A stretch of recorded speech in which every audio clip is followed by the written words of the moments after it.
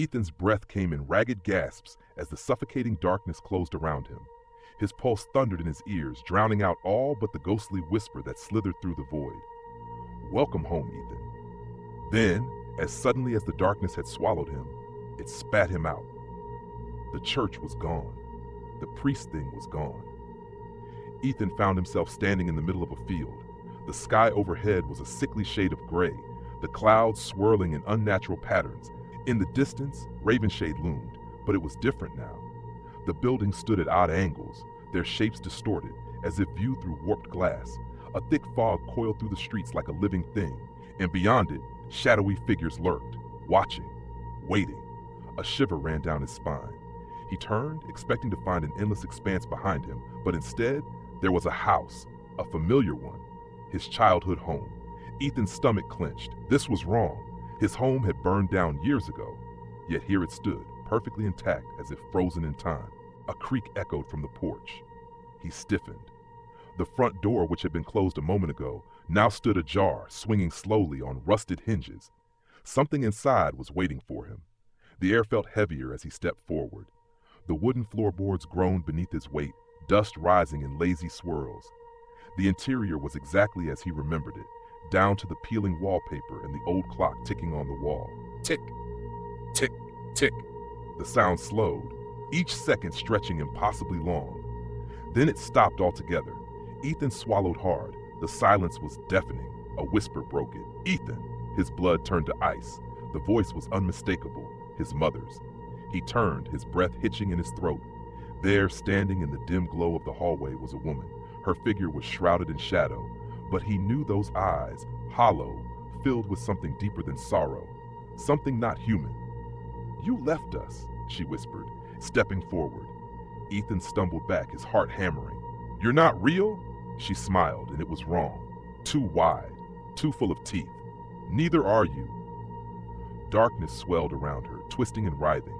The walls of the house began to decay, peeling away in long, blackened strips. The floor beneath him softened like rotting flesh, sinking under his weight. The house was collapsing. No, he was sinking. Hands, cold, skeletal hands, burst from the ground, clawing at his ankles, his wrists. Ethan screamed, thrashing against the grasping fingers, but they held firm, dragging him down into the abyss. The last thing he saw before the darkness swallowed him whole was his mother's face, warped into a grotesque, grinning mask.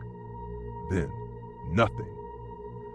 When Ethan came to, he was lying on cold, damp earth. He blinked, struggling to focus. The air was thick with mist, and the scent of decay filled his lungs. He pushed himself up, his hands sinking into the wet soil beneath him. He was in a graveyard. Rows upon rows of tombstones stretched into the fog, their inscriptions worn and unreadable. A single lantern flickered in the distance, casting long, twisting shadows. He wasn't alone. Figures moved among the graves, silent, shrouded figures. Their forms were blurred, their faces obscured. They didn't seem to walk so much as glide, their feet never touching the ground. Ethan's heart pounded. He needed to get out of here.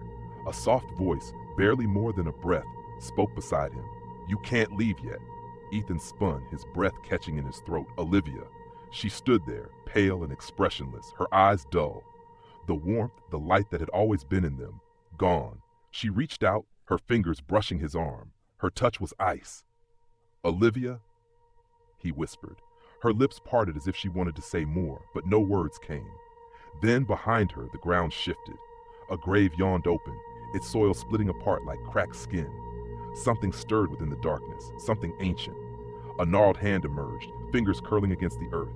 The air grew thick, suffocating. A deep, guttural voice rose from the grave, each word rattling in Ethan's bones. "We have waited long enough."